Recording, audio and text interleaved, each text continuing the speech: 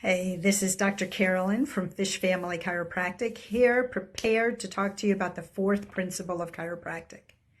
And before I do, I want to give a little reminder about why we're even discussing chiropractic principles and remind you that there are 33, so this is going to take a minute, which is why we're doing it one day at a time, one principle for one day.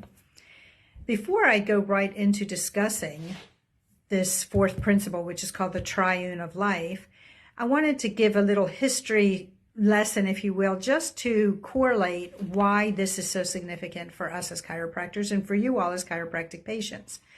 We know that there are so many types of healthcare available to people, and you all have made a choice to allow the best healthcare for you and your families through chiropractic. And we support that and we celebrate that.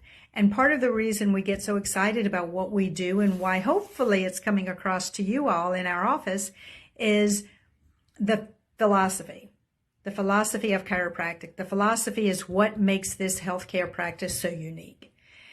We go into more of that, and there's going to be a lot of things that I talk about in the next minute or so that require its own video at another time. So bear with me on that. But I'm going to take you back 126 years to September of 1895 in Davenport, Iowa, when the first chiropractic adjustment was delivered.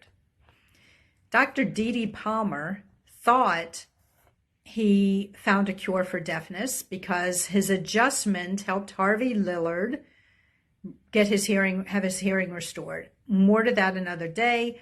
But the significance of this is that he was so excited and wanted to keep this healthcare avenue available to himself and his son and those people close to him, where his son, Dr. BJ, says, no, there's more to it. I want to go out and share it with the world, whether it be through a radio station, whether it be through opening up a chiropractic school in Davenport, all these avenues with which to spread the word of chiropractic. So we talked about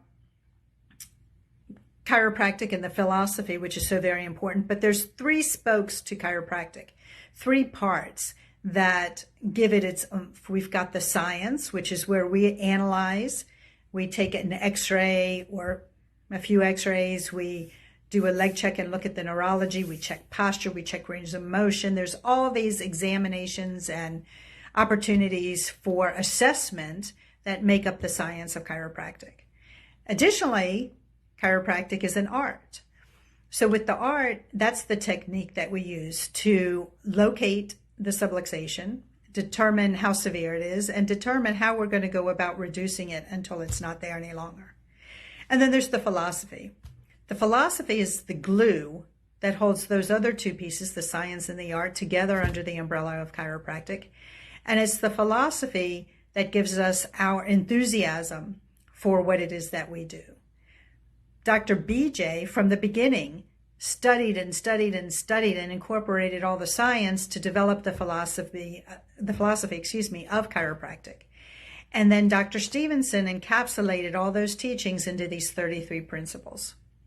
So today, when we talk about principle number 4, it's entitled the Triune of Life. So here we go again. 3, science, philosophy, and art of chiropractic.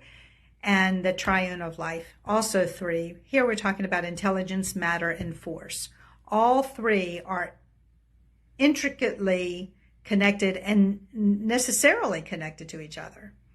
We know that intelligence gives us matter, and that matter allows intelligence to run through it.